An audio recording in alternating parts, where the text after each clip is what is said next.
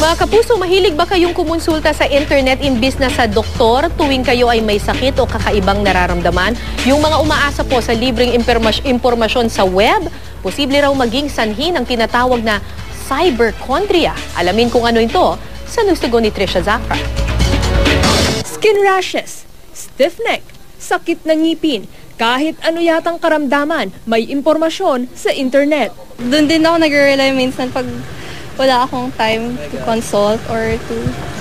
Tsaka I think approved naman siguro kasi maraming results. Tas may mga pages na pwedeng mag-comment yung mga doctors.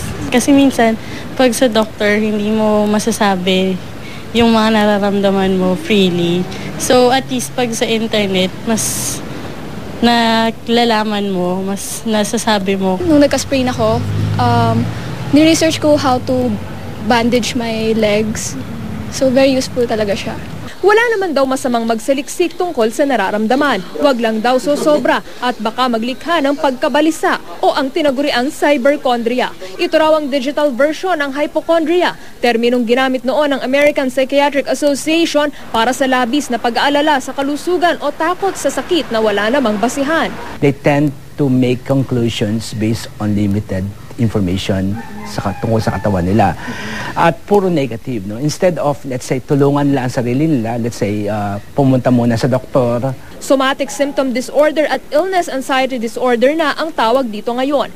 Nagiging dahilan din daw ito minsan ng hindi pagkakaunawaan ng pasyente at doktor. For example, a gum pain may be because there's a third molar that's growing that is not yet seen.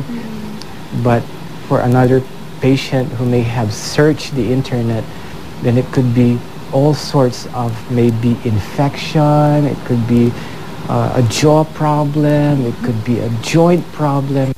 May ilan pa raw na nagse-self-medicate at nagda-diagnose sa sarili na lubhang delikado sa kalusugan.